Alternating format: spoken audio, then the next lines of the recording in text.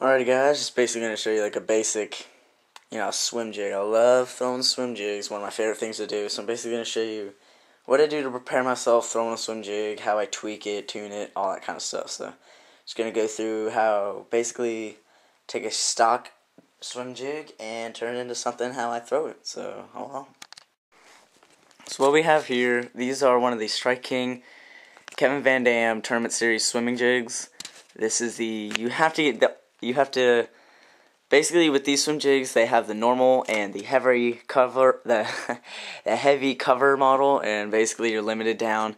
I would only get the heavy cover model. They have a little different kind of shaped head, but the other model, the hook is way too small and way too thin, and I've already broke one, so don't really like those. This is a 3/8 ounce, and it's black and blue.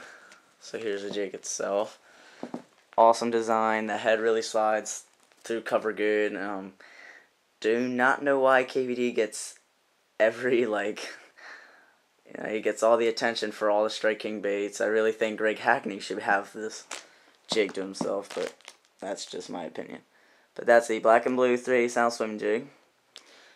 Had one of these for about a week. Went to throw it on my second cast I ever had it for. I broke it off, so definitely not going to throw it on mono. I throw it on a 7-foot medium heavy rod with 50-pound braid and just chuck it anywhere and everywhere. So this one I already ripped off the rattles. My very first thing I do, these Strike Kings come with the rattles, and I rip those right off. A basic feature on here, the rattles are right between that joint right there and this little guard right here. This little hook holds on any trailer you need to put on there, whether it's a grub or like a swim bait type trailer. So first thing I do is rip off those rattles. Why? One, personal preference. Don't really like them on there. And two, they get in the way of putting a trailer on, and they're really annoying. So the second thing I'm gonna do, I'm out of 3-inch Vinterminners, so I got some of these Berkeley Havoc grass pigs. These are in the black, blue, silver flake color. Actually, it's called fleck, but who cares? And these are really good. So really good boot tail kind of tail to it, and awesome action. Big old tail on there, and it's a great bait. So what you're going to want to do, you're not going to shove the whole thing on there. That's way too long, so you're going to have to cut it. Basically, on each jig is kind of different, so you got to kind of find the length you're going to want it at. Sometimes a lot of people like throwing it big, so what I'm going to cut it at is there is a Texas rig slot on these grass pigs, and I'm going to cut it right there where it ends. Or actually where it starts, from the head to where the Texas rig slot starts. I'm going to cut it, just grab a pair of scissors and cut right there. So then I got this big long old trailer, snipped off the head, it's right here. And we're going to chuck it on the jig here. So now, what you're going to have to do,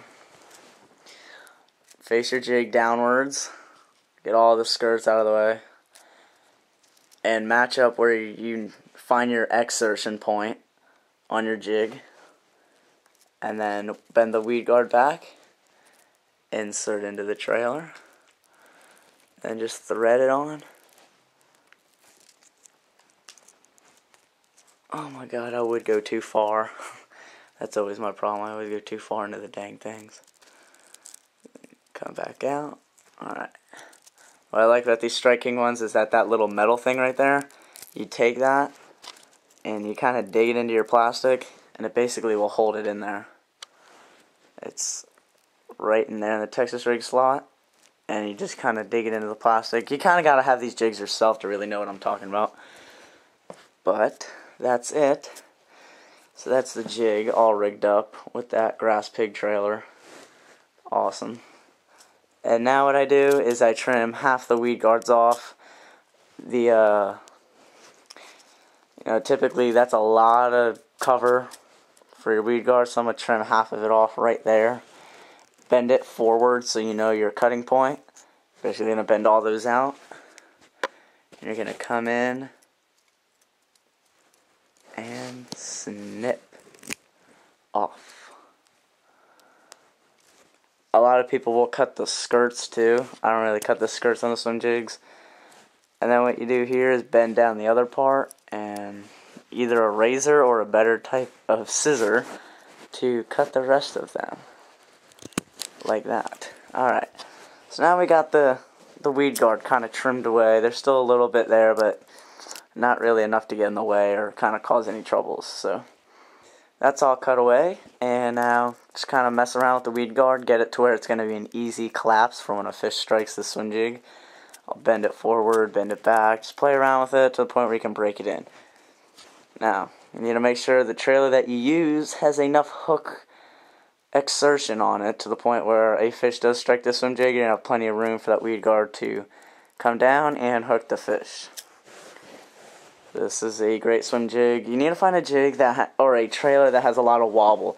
I narrow myself down to the Berkeley Havoc Grass Pigs or the Vinterbaits 3-inch Vinterminers, which I'm completely out of, and just waiting on an order, really. That's about it. No really other excuse other than that. But so yes, and the two swim jigs I use are pile drivers, and if I'm using a lighter one, I'll get a striking one, just because they're at Bass Pro Shops.